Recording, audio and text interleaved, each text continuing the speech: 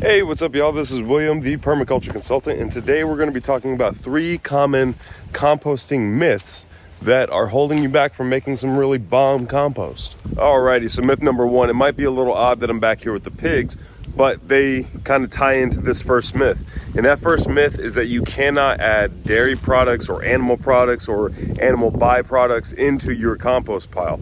For example, whenever I process animals, pigs, cows, sheep, chickens, anything like that, anything that I don't eat goes immediately into the compost pile. This is 100% safe to do as long as you use a hot composting method, which you don't really have to worry about, because as soon as you put those animal organs or whatever you didn't use into that compost, it's going to become hot. Those high nitrogen sources are going to interact with it. They're just going to heat up the compost pile like crazy. The microbes are going to go crazy for those high nitrogen sources. They're going to start breaking them down like crazy. And then also those products that you included have their own microbes that they're bringing to the party as well, which makes the whole product, the end product, way more diverse and way better for application to your garden, to your orchards, to your pastures, to anything else. You have way more diversity in your compost pile. Also, the compost that used animal products, such as organs or anything like that,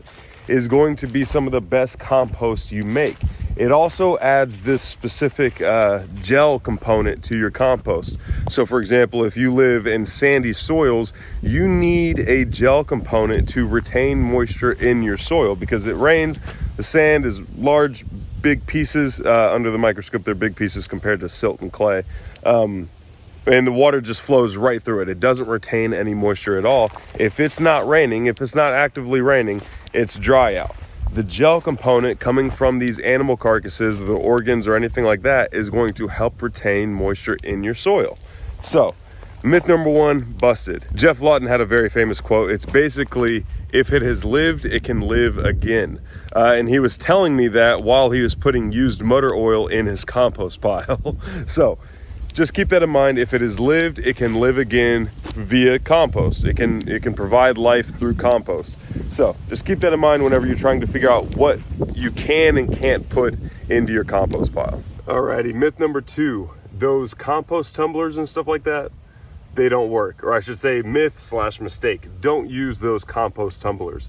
They are way too small to hold a 1 cubic yard compost pile. And 1 cubic yard is about the minimum that you need, somewhere between 1 cubic yards and 3 cubic yards. Anything over 3 cubic yards, you could have a potential compost fire if it gets too hot.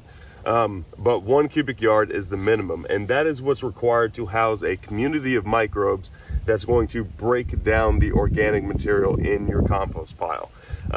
Those compost tumblers just aren't big enough. If they were big enough, then it would be too much to be able to rotate or anything. But that's not even the biggest flaw with those compost tumblers. The biggest flaw with those things is that they have solid walls. And I understand you can't really do that with like wire mesh or anything like that, because the ingredients would fall through. But the issue with those solid walls is that the compost comes in contact with those solid walls. If you have any moisture in your compost at all, which you should, the area where those two come in contact with each other is going to go anaerobic, which is the opposite effect that we want in our compost. We want this to be as aerobic as entirely possible.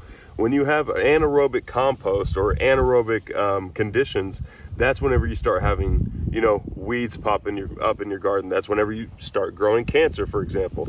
You also breed the pathogens, the bad guys. It's just the perfect environment for all the bad guys. All the bad guys that we deal with is anaerobic conditions.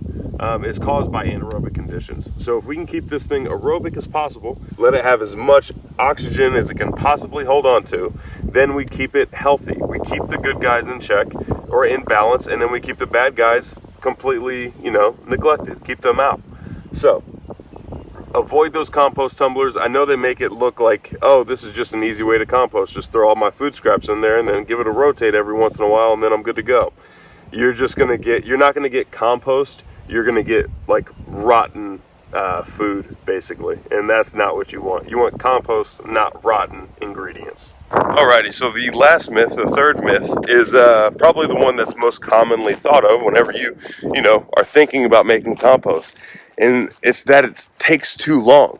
That's not the case at all. It depends on the kind of method that you use. If you use the Johnson-Su bioreactor method, that's going to take about 9 to 12 months to make. And I understand that's going to take a long time, but you get a really high quality product at the same time. Now, if you take a hot compost pile, and if you go with that method, then that could potentially, you could get a compost pile like the one I just showed you in about 18 days. Easy. Just make it in 18 days. Let it rest, come down to ambient temperature, just make sure it's not hot anymore, and then you're good to go. And then you have a bomb compost pile. And let's say you don't get the recipe perfect, and it takes a little bit longer than you expected, a month and a half. You could have some bomb compost, better than anything you can buy, that's for sure. I know, because we've tested it, the biological tests and stuff like that. You can have the best compost pile you've ever had access to before in about a month and a half. It does not take that long, especially if you use hot composting methods. Now, I will give you a little bit of warning. The hot composting method does take a little bit of practice. You're not going to get it right the first time, but that's okay. The worst thing that could happen is that it just takes a little bit longer to make. You could also have compost fires, but that's, a whole different issue. That means you had too much nitrogen in too big of a pile. The center went anaerobic, got up to 170 degrees, started making alcohol vapors, and then they combusted at like 171, and that's how you get a compost fire. Very, very rare. I've never actually personally seen it happen, but it is a possibility. Don't let that stop you. It's very, very rare. But yeah, check out a hot composting method. 18-day composting method. There's even a 30-day composting method. But yeah, there's a ton of different composting methods to fit your abilities, basically, or whatever the amount of ingredients that you have, or the diversity of ingredients that you have. I even did a 2-ingredient compost pile video a while back. I did a 3-ingredient compost pile a while back. If you look at what my dad does over at Permaculture's farm, he does very, very diverse ingredients for his compost pile. That's another method. So it does not take forever like a lot of people think. You don't have to just pile it all up and then let it sit there for years and then come back to it later. That's going to be your least effective compost, to be honest. The most effective compost that you can make is the one that you intentionally choose ingredients for, flip, manage, stuff like that. That's going to have the biggest bang for your efforts. So check out those hot composting methods. Hopefully this video was helpful for you guys. Thank you guys so much for watching, and until next time, we'll see you.